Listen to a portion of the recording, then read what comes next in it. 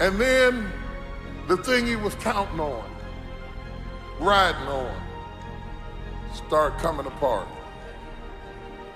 What do you do when what God gave you to ride in starts coming apart? Do you give up hope? Do you walk away? I want to suggest to you that God did not promise the ship. He promised you. The thing you was counting on to get you to the other side. The job you thought you'd retire with. The house you thought you'd have the rest of your life. And the storm got it. How many of you have lost some stuff in the storm? Lost some friends in the storm? Lost some relationships in the storm? And it made you feel like a failure. It was a temporary blessing. If it was meant to stay, it couldn't leave.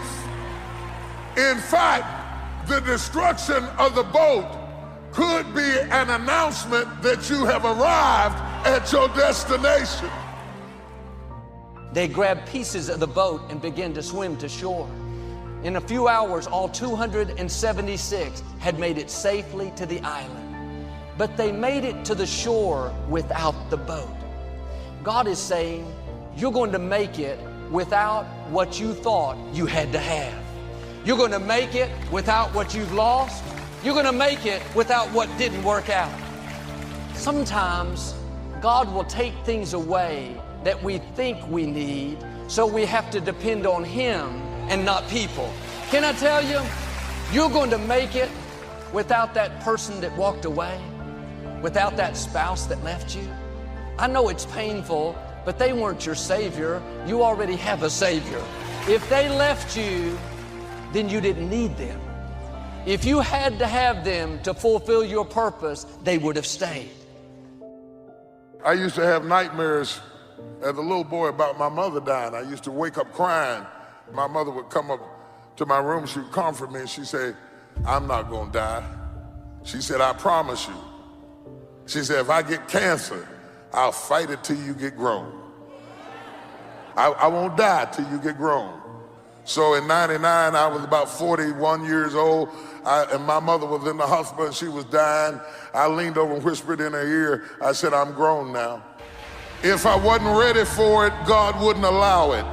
If He chose to take you out the way, it must be a sign that I'm close enough to shore, so don't lay there and suffer out of responsibility to me, because I'm a grown man now. Stop grieving over the boat. You're in love with what you had. And you think that if your life does not retain the shape that you started with, you don't think that it can get you where you're going. Just because things are broken in your life doesn't mean you can't survive. Stop trying to glue the boat back together, but grab whatever it is and hold on to it till you get where you're trying to go. Look at your neighbor and say, I'm gonna make it on in off of what I got left. I can't make it off of what I used to have. I can't make it off of what you used to be. I cannot be who I was yesterday. I can only take what I got left. He didn't promise to save my boat. He promised to save me. As long as you're looking back, focused on what you lost, why did my boat break apart, you will miss the new things God has in store. You can still get to the shore. It just may not happen the way you think. We have to stay open. God knows what's best for us. You worked hard, but you weren't chosen. That's not the end. That means God has something better. Don't sit around discouraged. Oh, just my luck. Why did this happen to me? I can tell you why. There are new levels in your future. That storm cannot stop you. God knows how to get you to the shore, but it may happen an unconventional way.